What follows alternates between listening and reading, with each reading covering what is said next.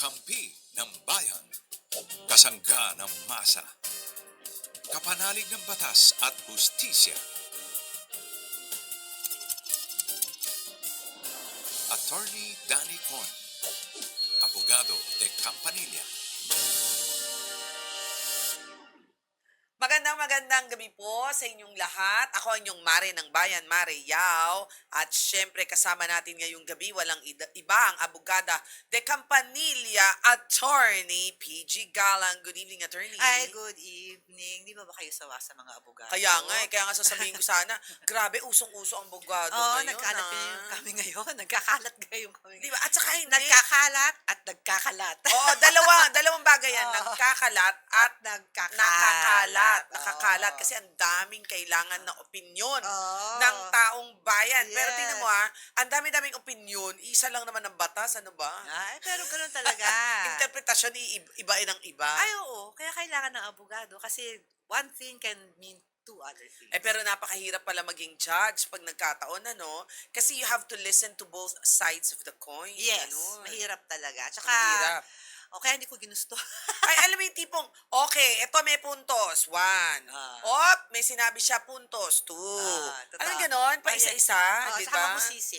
Mabusisi. Oo. Habang nakikinig tayo sa mga pangyayari, talaga namang minsan napapaisip ka na talaga bang, alam mo yun na, iba-iba dapat ang interpretasyon natin?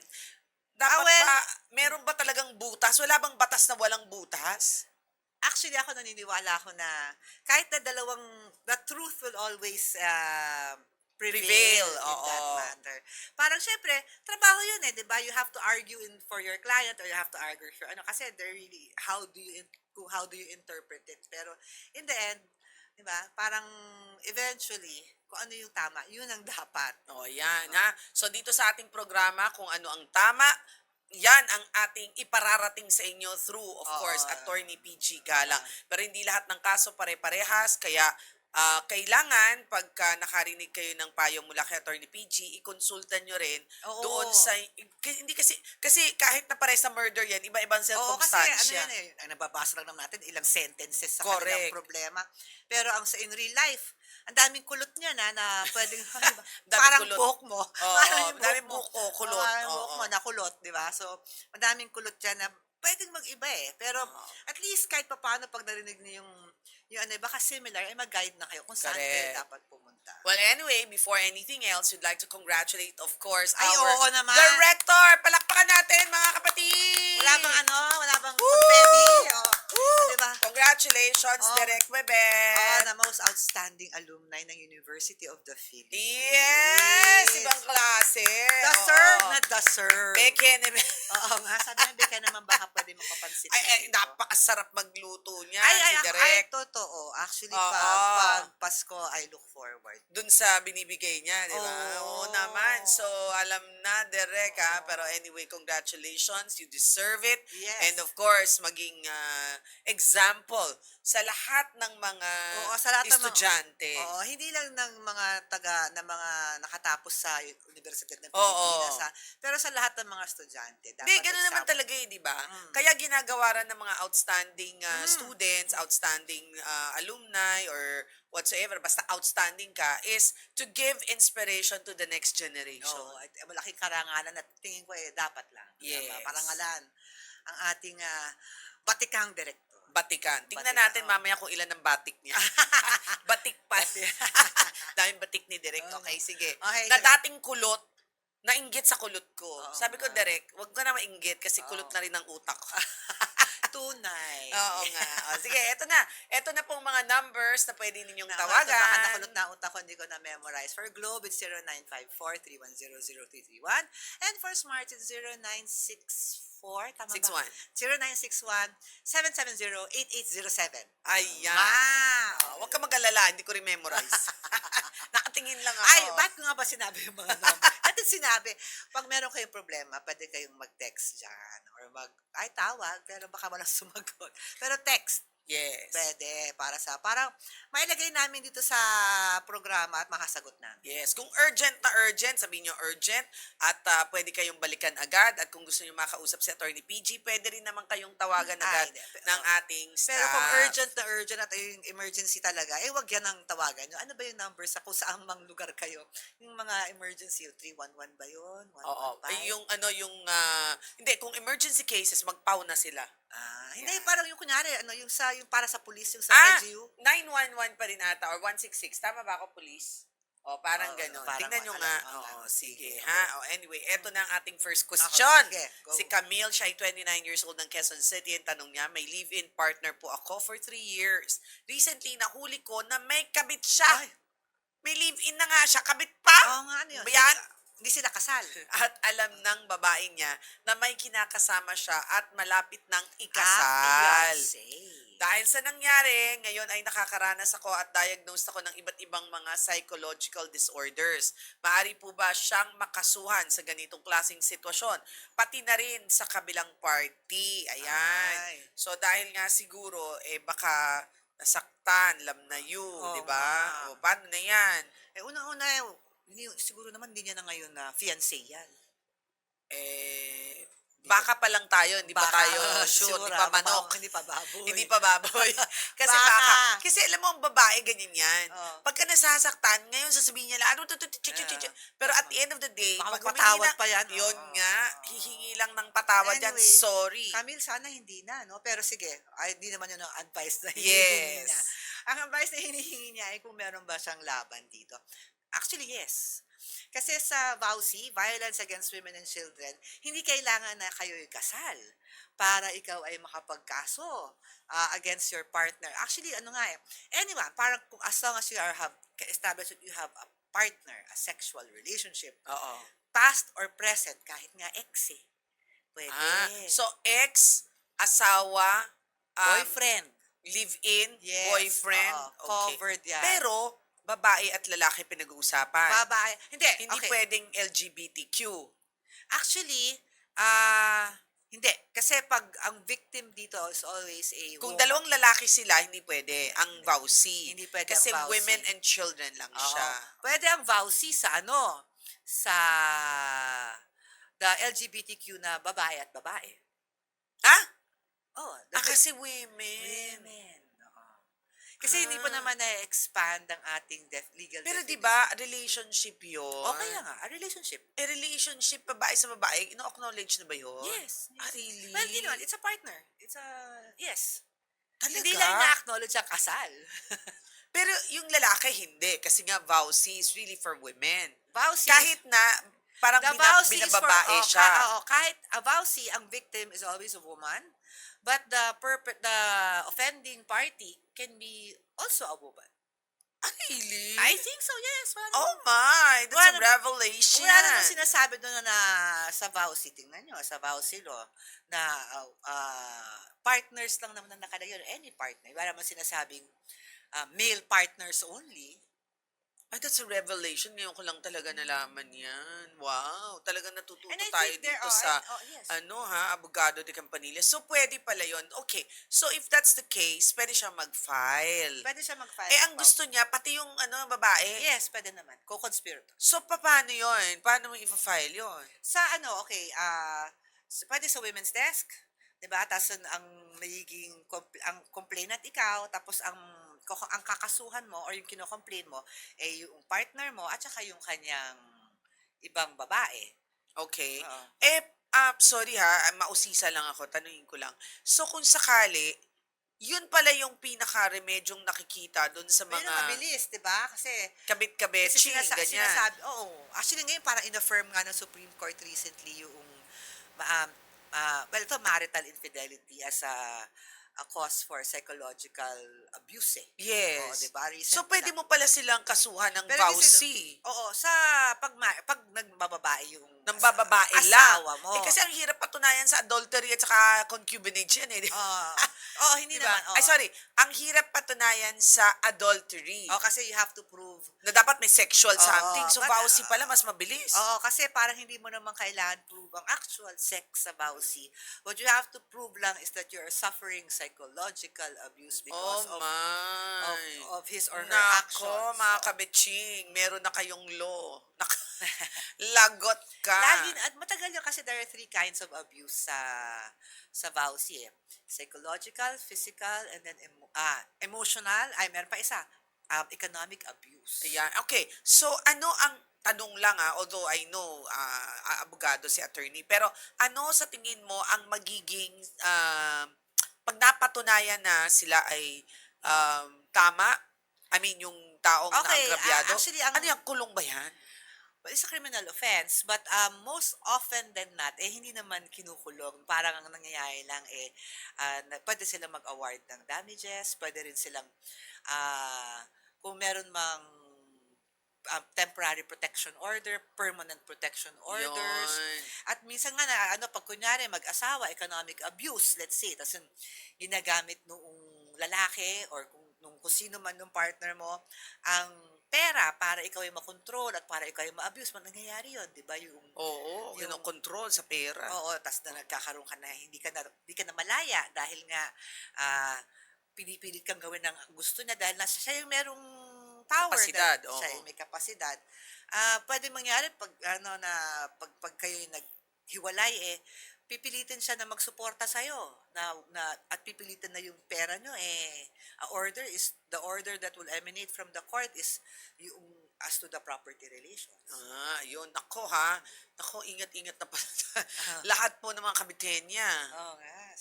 When you say kabitenya, hindi ho galing sa Cavite, sa Etiba ka. Baka Oo, magalit sa atin. baka magalit sa akin yung mga taga-Cavite. Hindi. Yung mga kabitsing, Yes, mag-ingat tayo dahil pwede pala tayo mademanda ng ganyan, mga friends. Kasi hindi lang dahil hindi lang lalaki. Diba? Pwedeng Pati yung yung lalaki at saka kalaguyo niya. Kalaguyo. Okay, sige. Ito si Ina, 30 years old ng Marikina City. Nag-check-in sa transient namin through online platform ang isang senior high school student kasama ang kanyang foreigner boyfriend. We checked the unit because of a complaint made by the foreigner na wala na sila roon at nakita naming sira ang chairs sa balcony. Ang reservation ay nakapangalan sa foreigner pero nakadeklara rin ang estudyante bilang guest. At mayroon kaming mga details at information nila. Nasa ibang bansa na ang lalaki habang ang estudyante ay nananatili sa Pilipinas. Ano po ang tamang legal na hakbang para mabawi ang halagang nasirang gamit? At maaari ba kaming makipag-ugnayan sa paaralan o eskwelahan na kinakailangan dumaan muna sa barangay? Should we pursue it sa DFA? May laban ba kami sa ganitong klaseng cases? Hindi responsive ang platform sa nangyari. Okay, so, online booking. Usually baka siguro yun yung mga Baka Airbnb yan. mga ganon, oo. Ba't ako ngongo? Hindi ko alam. Oo nga. So, okay, guest. Actually, usually, okay, let's say if it's a platform that they use, di ba? Yes. Let's say, usually those platforms have strict rules for guests. Yes. Diba? Kasi Ilan ang guest, Ilan ang ganyan. guest at sino yung guest at sino yung... Although hindi ibig sabihin na yung nag-book lang ang hihinga nila ng impormasyon. Ito nga, kinuha nila yung impormasyon ng isa. Now, is the registered guest na kung saan siya yung nag-book the only one responsible? Not necessarily. It depends on the terms ng online platform na yan. Malamang online platform nga yan, di ba? Kung ano yung responsibilidad ng nagbayad saka yung mga guests. So, wala na yung foreigner. Wala na yung foreigner. So, first, Ina, I think you check muna the terms and conditions ng online platform. Usually, yung mga ganyang online platform, mabusisi sa ganyan, yung talagang nililista nila na guests are. Now, usually, I saw some na sinasabi nga, guests are. So, yes, I think, yung senior high school student. Naku, baka minor de edad pa yan. Pag senior high school, usually hindi na. Kasi ilang taon 17. ba usually? Pag 17. Pero pag 18 na yan. Ano na yan? 17, 18. O kung 17, minor de edad pa yan.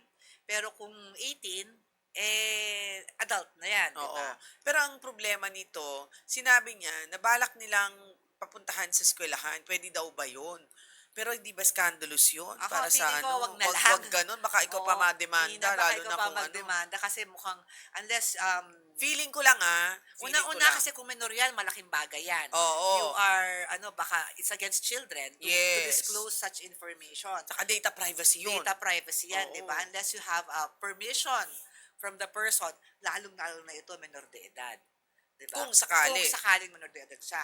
So, just invoke the provisions of your contract. Usually naman kasi pag online platform, how do you book? Di ba you give card details? You give, But you cannot charge naman the card without the knowledge oh, of I the know. person, eh. So, kailangan Paano? idaan nyo sa proseso, di ba? Inform mo, di Oo, ba? yung online platform Oh, muna. oh, Baka naman kasi nakakakuha sila ng mga deposit, Oo. yung mga At saka, guarantee, first guarantee. is verify. Sila ba talaga may kasalanan nung pagkasira Correct. nung ano na yan? Dahil baka naman matagal nang sira yan.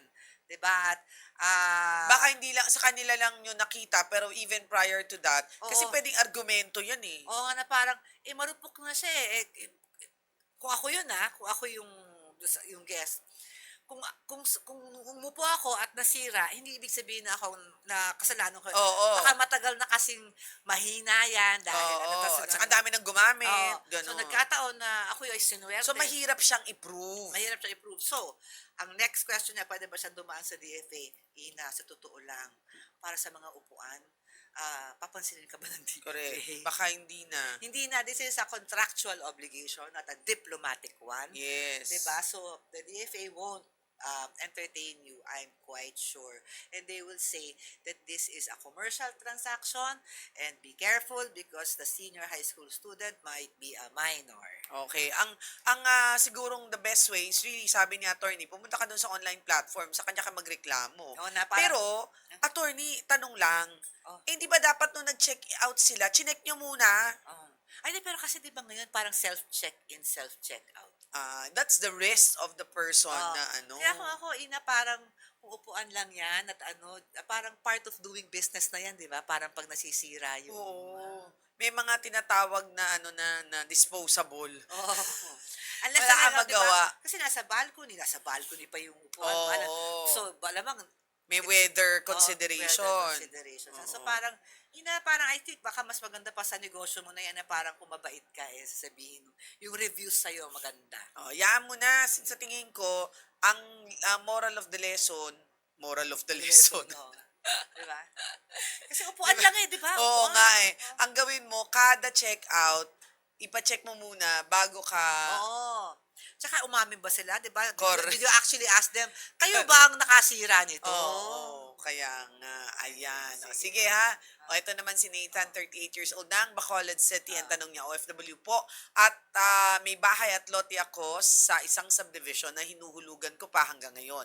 Dahil matagal na po akong nasa abroad, halos 8 taon ding walang nakatira at hindi namin nabibisita ang bahay. Pag uwi ko po ay nagulat ako nang makita kong may mga piyesa ng sasakyan, gulong at iba pang gamit ang ibang tao sa loob. At napansin ko po rin na sira ang pinto. Tinulungan ako ng property management na mag-imbestiga at natukoy nila kung sinong gumagamit ng bahay. Pero itinanggi nila sila ang nagdulot ng sira at sinabi pang pinayagan daw sila ng isang security guard. Sinubukan ko muna silang kausapin para maayos ang usapan nang hindi na po umabot sa kaso, pero hindi sila pumayag. Ano pong maaari kong ikaso sa ganitong klaseng sitwasyon? Ay, marami. Una-una talaga sigurado ba sila na yun talaga yun. Mukhang umamin naman, di ba, na sila yung pumasok doon at Sana dinocument niya, video niya. O kasi sabi dito umamin, kasi pinayagan na raw sila ng security guard. O kaya, Diba? edi dapat yung property management ang kanyang Okay, balikan. kasi una yun. So, ano pwede niyang kasuhan? Una doon sa nag-trespassing sa bahay niya, di ba? So, ang tawag dyan, minsan ay malicious mischief. Pwede niyo tingnan yan dyan. Yung malicious mischief is yung if someone comes into your property and destroys your property, di ba? Aside from trespassing. Oo. Those are civil offenses. At pwede rin naman yan sa sa so yun ang pwede mong ikaso dyan, di ba? Dahil malicious Yes. mischief yan. Pwede mo rin kasuhan yung subdivision nyo. Bakit naman yung security guard nila? Alam naman, usually sa mga subdivision, alam nila kung sino ang mga owners na na. Correct. At saka parang, at kung sinabi mismo noong malamang kapitbahay mo yan. Kasi, Kapit-bahay niyo yan. Alam nilang walang tao. oh, alam nilang walang tao at pumayag yung secure na paggamit, di ba? Dapat siguro, yung pag ganyan, pinapapuntahan mo every now and then. O 8 years, Diba, ano 8 years? nakatenga. Oo. Oo. Tapos, yung pinaka-property management, tinatawag-tawagan every now and then, Oo, di ba? pero- Paano kaya siya nagbabayad ng association dues? Ay, siguro baka online, di ba? Parang nire-remit niya. Oh, ganyan. No, pwede naman Kasi minsan kailangan tayo rin on the lookout, di ba? Oo, 8 years. Pero, madami kang pwede. Malicious mischief, trespassing, depende kung ano yung talagang sira, kung nanakawan ka, aba, de theft. Yan. Diba? Oh. So, punta ka na. Pero kailangan personal ba siya o pwedeng hindi? Pag criminal cases, yes, kasi nagsusumpa ka eh. Paano kung alis na siya? Ah, OFW siya eh. okay lang yan. Simulan lang nga ng ganon, tapos nun, or usually nga magbigay muna siya ng salaysay sa police para yung police yung magpa-file. Although pag ganyan kasi, meron na ngayong, pumapayag na ngayon ang, once makapag-file ka lang, minsan, di ba? Pwede Online. yung online na Ayan. testimonies. Meron na ngayong bagong mga guidelines ang Supreme Court on how to conduct online. Sabihin mo lang na OFW ka para at least alam nila. They're usually, from the very courts are beginning. usually lenient Okay. pag ganyan. Papayagan nila. Okay, si Enzo naman, 34 years old, Short. General Santos City, ibinenta ng kaibigan ko ang kanyang land rights sa tulong ng isang ahente at una niyang sinabi na sapat na sa kanya ang 200,000 mula sa bentahan. Kalaunan, nalaman niyang nabenta pala ito sa halagang 320,000 kaya inasahan niyang makakatanggap siya ng 210. Nagbigay ang buyer ng 50 na down payment at 30 doon ang napunta sa kaibigan ko. Habang ang natitirang balanse ay babayaran ng hulugan sa loob ng 18 months. Ngayon, iginigiit ng ahente na kukunin niya ang agad yung 5,000 sa bawat buwan ng bayad kahit wala naman silang nakasulat na kasunduan tungkol sa komisyon o sa paghahati ng bayad. Maari po bang ipilit ng ahente ang ganitong setup o may karapatan ba ang kaibigan ko na ipagpaliban muna ang pagbibigay ng komisyon hanggang matanggap niya ang halagang inaasahan niyang mapupunta sa kanya? Nako, ito na yung sinasabi ko. Nung una, pumapayag siya ng 200,000. Oh. Nung nabenta ng mas mahalagang 300 Ah. plus na, pero nag-isip, teka muna, kaya palang mabenta tong property ko ng mas mataas. Tapos sinisingil Oo. siya. Pero kasi installment eh. Installment. Installment Oo. eh. Okay. When is an agent entitled to his commission? Yes. Yan ang tanong dyan. Ang tanong. And actually, essentially, yan ang tanong dyan eh. Kailan ba entitled ang agent sa kanyang commission? Ang normal answer, absent any agreement to the... Wala naman sila agreement, di ba? Yes. Sabi niya. Usually, an agent is entitled to commission upon the completion of the sale. Kailan ba nakakomplete ang sale ng property? Pag ikaw ay fully paid na. Hindi pa siya fully paid actually eh. Okay. So, hindi ba, tanong lang sa mga ordinaryong sitwasyon kasi, kada bayad, kukunin ko na muna yung sa akin. di ba?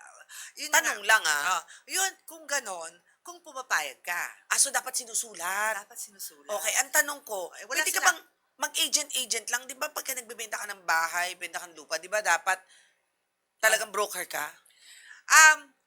Not necessarily. Pero kasi pag ikaw ay broker, actually ako gusto kong dumadaan sa broker pag ako. Oo. Kasi alam na nila, di ba, mas mura kaysa pumunta ka sa abogado. Pangalawa, ang broker, a licensed broker ng mga... Lisensyado. Lisensyado yan. Tinuturuan niya na ano yung steps, di ba? They know how to deal with the register of deeds, alam nila yung mga dokumento, alam nila yung mga taxes na kailangan. Kasi Oo. from the start to the end, ang mangyayari na lang dyan, marireceive mo na lang dapat. Ay kung ikaw ang buyer, ay yung titulo, yung tax deck, di ba? Kung ano man yung kailangan. So Dito sa kaso niya na ito, attorney, wala silang kasulatan. So he So can pwede ba siya actually- mag-back out? hindi siya pwede, hindi. Pwede Hindi siya pwede hindi, mag-back out. hindi siya pwede mag-back out in the sense na hindi naman lahat ng kontrata kailangan nakasulat Yun. para maging para maging tunay na kontrata na usapan. Correct. Ang ano lang kasi dito is that kung wala naman talaga silang usapan, ay baka pwede niyang ipaglaban na teka, wag muna, only when I'm fully paid, will you be entitled to the commission. However, kasi mukhang pumapayag siya nung una eh, 'di ba? Na nung una 50,000, kinalasan siya ng 20,000. So naging idea ngayon noong ahente na every time babayaran ka 5,000. Actually, honestly, I feel that it's fair. Ako din, fair. Honestly, I think it's fair. But if you don't think it's fair and you don't have any prior agreement to it, although your prior act of accepting and giving him the 20,000 might be indicator of estoppel, meaning you can't renege on it now kasi pumayag ka na ngayon. But there's no harm for you to renegotiate. Na teka lang, baka naman Kausapin mo ulit. Baka Pero, nalalaki yan kasi siya sa 5,000 eh. pero yun naman yung kanilang agreement eh. Wala nga kasi supposedly. na agreement na 5,000. Baka pwede mong i-negotiate. Ako ano lang yung dapat na sa kanya per Oo, payment. kasi kung 50,000 na Oo. down payment, 30,000. Oo. Eh baka naman 10,000 lang ang binibigay Dapat, dito. tama, oo. Tapos ang kinakal, tas kalahati. Eh medyo Correct. ako rin naman ang may Aalma ka. Aalma ako, kalahati every time. Diba? Tama. O sige, Diba? but anyway, Oo. sige ha. Actually nga, dapat nga sa huli. Alam mo bakit? Correct. Kasi, kasi kung yung ahente, yun yung siya yung in charge na mabayaran ka eh. Eh kung nabayaran na siya sa simula, Tama. Hindi na niya gagawin yung trabaho niya. hindi na nagagawin yung trabaho. Na O kaya the other way around din. Kaya usually, the commission is at the end. Correct. Tama rin yun ha. Kaya dapat talaga sinusulat. Oo. So kung ganyan, negotiate mo, okay lang sa akin, bawasan mo ko, pero pwede compute natin, magsimula tayo sa 10th to the last payment. Yan, tama. Oo, At 10 to saka the last. ulitin natin, laging, Oo. pag pera po pinag-uusapan, dapat laging nakasulat. Diba? Kasi nga kung ako yun, takot rin naman na ba mamaya fully paid na siya, kalahati. Oo nga naman. Tapos mamaya, sino mo ngolekta? Ako. Correct. Oo. Eh, ikaw nag-agent. Ikaw ang nag-ahente ba't tayo sa akin. galit? Oo nga. O sige, Oo. maraming Oo. salamat po sa pagsama nyo sa amin ngayong Oo. gabing ito. Sana'y marami po kayong natutunan. Maraming salamat pong muli. I'd like to say hi to Papa Jimmy, Mama Trining, and of course, Babe Mac Castro. Ako po yung Mare ng Bayan, Mare Yao. At ako yung abogada de Campanilla, Attorney PG. Congratulations, Direk Bibe! Congratulations! Congratulations! Bye!